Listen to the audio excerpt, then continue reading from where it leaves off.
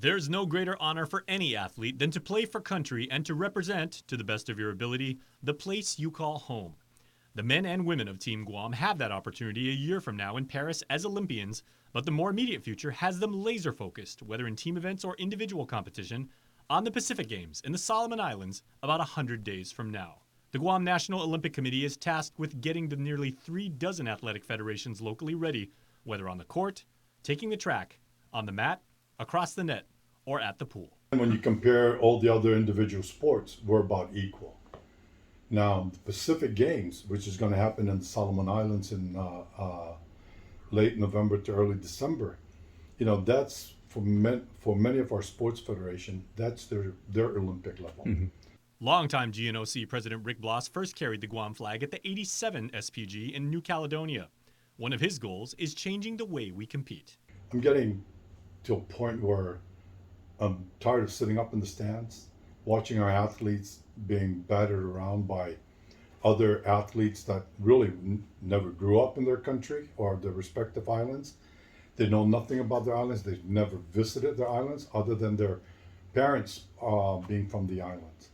So, I got to the point where I'm ready to concede and make some concessions because I'm just tired of seeing our athletes being defeated by outside recruits. Secretary General Bob Steffi sees good things for Guam this year, with a healthy contingent flying the Great Seal of Guam high in the opening ceremonies.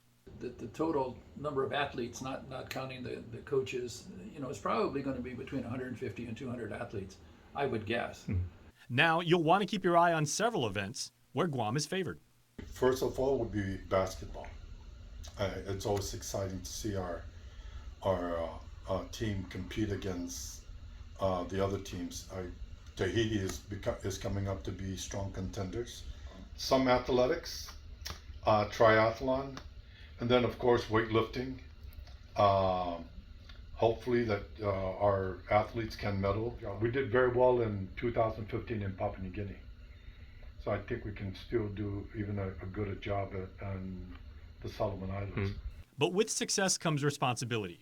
And as medal hopefuls, Steffi says other Pacific nations are gunning for us and want to steal our shine.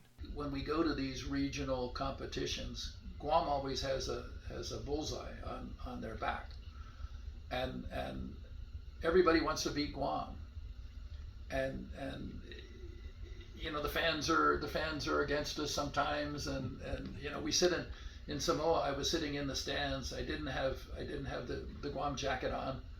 And every basket I clapped because I figured, if I'm clapping for the Guam team, I'm going to get killed before I get out of here. So is the GNOC able to give us a hint of which of our athletes is going to carry our flag into the Solomon Islands? How soon will we know? Just when they're about to walk into the stadium. We normally keep it a surprise.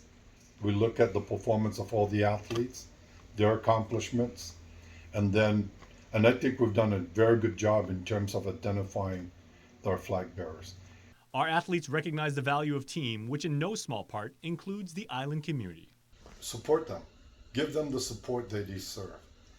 Because at this point right now, and we're still recovering from this super typhoon, every bit of support is needed to get our teams there. And so when they come to you and ask you for your help, please don't turn them away, because your support is very crucial to their performance. These former athletes turned executives find new glory in imparting wisdom to a new generation to wear our colors and to fight for our flag.